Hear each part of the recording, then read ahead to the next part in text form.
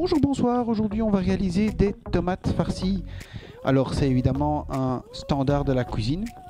Je vais le revisiter à ma manière et je vais vous proposer une recette réalisée avec le multipot. Vous pouvez aussi bien le faire avec l'instant pot, croque-pot, Starfrit et autres.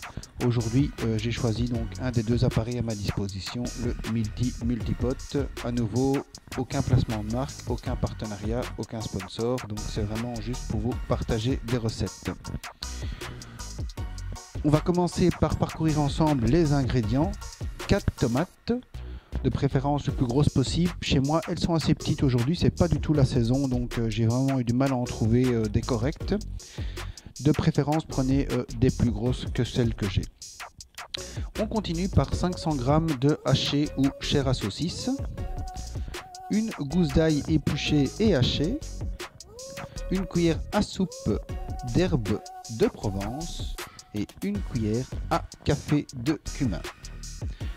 200 g de riz ou 2 cups, du sel, du poivre et 40 centilitres d'eau ou une cup. Et pour terminer, un petit cube de bouillon de légumes. Comme toujours, les épices sont à ajuster en fonction de vos goûts, bien entendu. Comme le cube de bouillon de légumes n'est pas aussi obligatoire, mais c'est un facultatif de la recette. Première chose à faire, on va faire chauffer notre appareil en mode sauté. Donc c'est parti, sauter. Et alors on va aller sur haut. Comme ça, on aura un appareil bien chaud. Pendant que notre appareil préchauffe, on va ajouter un peu d'huile d'olive pour ne pas que l'inox, le bol en inox ne colle de trop lorsqu'on va mettre la viande. Ici on voit la progression de la chauffe. Donc ça c'est une petite différence avec l'instant pot, mais je vous rassure, en réalité ça change presque rien quand on a l'habitude de cuisiner. En fait on regarde même plus ça. Donc j'en avais parlé lors d'une vidéo. Pour moi le but n'est pas de comparer les deux robots, c'est vraiment de cuisiner avec vous. Donc vraiment les deux appareils, le multipot et l'instant pot sont vraiment nickel pour tout ce que j'ai fait jusqu'à présent. Donc voilà, on voit que l'appareil est en train de chauffer. Quand l'appareil est bien chaud, on va venir faire revenir en mode sauté, donc mort ou ail, comme vous voulez, selon les appareils. 500 g de chair à saucisse mélangée avec une gousse d'ail hachée, une cuillère à café de cumin et une cuillère à soupe d'herbes de Provence, plus notre sel, notre poivre.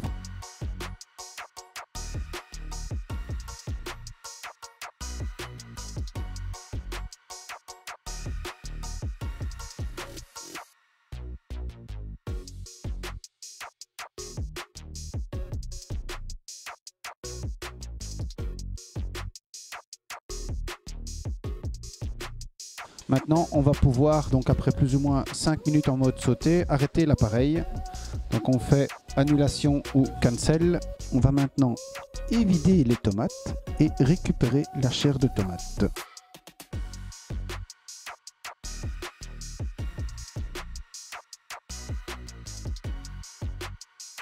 Une fois ceci fait, on va farcir les tomates et les installer dans un bol qui va dans un instant pot, multipot, etc. Je vous ai proposé un panier vapeur dans une de mes recettes, ça peut aller dedans évidemment. Ici je vais utiliser le panier qui est fourni avec le multipot. Petite précision, j'ai mis du papier de cuisson dedans pour pas que ça accroche, pour avoir plus facile à servir par la suite. Ce n'est pas une obligation, c'est juste une petite astuce que je rajoute. Comme je le disais au début de la recette, évidemment dans mon cas, moi j'ai un petit souci, c'est que j'ai pas trouvé de très belles tomates. Donc normalement la recette fonctionne avec 4 voire 6 tomates. J'ai trouvé tout juste 4 petites tomates dans le magasin. Donc moi je vous conseille pour cette quantité de viande, ou bien 4 vraiment très grosses tomates, ou bien 6 petites tomates. Pour pas jeter la viande, moi dans mon cas je vais mettre la viande restante tout autour dans le pot. Donc voilà, le bol je vais le réutiliser tel quel, vous voyez il n'est pas nickel, mais c'est normal, rien à coller, donc on peut le réutiliser sans le laver. Moi je fais exprès de le réutiliser comme ça les épices de la viande qu'on a cuite juste avant, donc le cumin, l'ail, etc. Ça va continuer à venir parfumer mon riz pendant la cuisson. Donc maintenant je vais mettre mon riz, mon eau, mon cube de bouillon émietté, ma chair de tomate restante et on aura utilisé tous nos ingrédients. Voilà, alors c'est parti, on continue.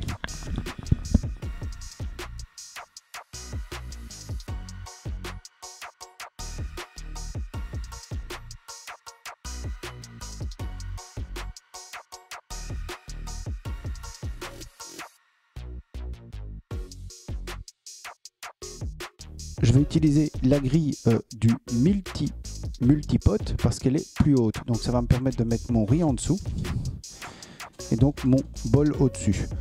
Ces grilles sont aussi disponibles à l'achat sur Amazon, me semble-t-il, mais je n'ai pas dû les acheter. Donc ça, je vous laisse peut-être mettre en commentaire si certains l'ont déjà acheté, la grille. Donc maintenant, tout est installé. On va pouvoir programmer l'appareil pour le mode de cuisson sous pression ou manuel, tout simplement. Donc cuisson sous pression, manuel ou pressure cook en fonction des appareils. On va mettre en puissance maximum pendant 10 minutes. On n'oublie pas, après avoir fermé le couvercle, de mettre sur sealing, pas venting.